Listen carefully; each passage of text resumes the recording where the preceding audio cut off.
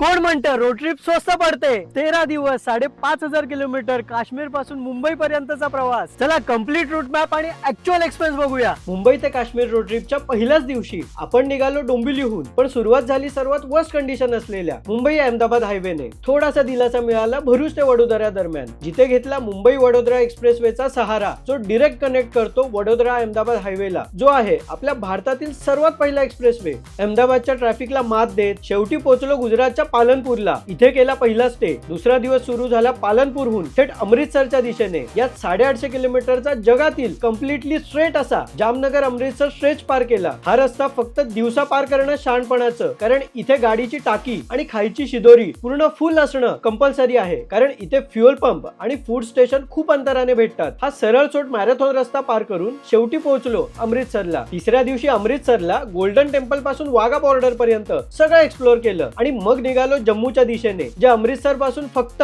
4 ते 5 तासांच्या अंतरावर आहे. त्यानंतर चौथ्या दिवशी निघालो तिन्ही बाजूने पाकने ढापलेल्या काश्मीरने वेढलेल्या पुंछ गावाकडे. नौशेरा, राजौरी आणि सुरनकोट मार्गे. हा एरिया खूपच सेन्सिटिव्ह आहे, कारण इथूनच सर्वात जास्त पाकिस्तानी आतंकवादी भारतात येतात. 5व्या दिवशी पुंछचा इतिहास आणि सीमेवरील जीवन जवळून पाहिलं आणि मग ते घेतला सुरनकोटला, जे येतं पीर पंजाल पर्वत रांगांमध्ये. 6व्या दिवशी पार केला तुफान चॅलेंजिंग मुघल रोड, जो जम्मूच्या पुंछ राजौरी भागाला थेट काश्मीर व्हॅलीची जोडतो. डोंगरांमधून अति धोकादायक नागमोडी वळण घेत पोहोचलो शोपिया जिल्ह्यात, ज्याला म्हणतात ऍपल टाउन, कारण इथे सफरचंदाचं उत्पादन अफाट प्रमाणात होतं. इथे एक्सप्लोर केलं अहर्बल वॉटरफॉल, पंचनपत्री, युसमर्ग आणि नीलनाग. आणि 7व्या दिवशी पोहोचलो गुलमर्गला. 8व्या दिवशी केलं सर्वांच्याच आवडीचं गुलमर्ग एक्सप्लोर. आणि डे 9 ला निघालो काश्मीरच्या खऱ्या कोर ठिकाणी, म्हणजेच केरन व्हॅलीकडे, जिथे पोहोचून समजतं काश्मीरला स्वर्ग का म्हणतात, ज्या आहे पाकिस्तानने ढापलेल्या काश्मीरच्या बॉर्डरवर, जिथून पाकिस्तानी लोक फक्त हाकेच्या अंतरावर, पण इथे पोहोचण्यासाठी लागतात कित्येक परमिशन्स. 10व्या दिवशी या स्वर्गीय साधना पासला पार करत कर्ना माउंटेन रेंज मधून पोहोचलो टिटवालला, जिथे आहे हे शारदा मातेचं मंदिर, अगदी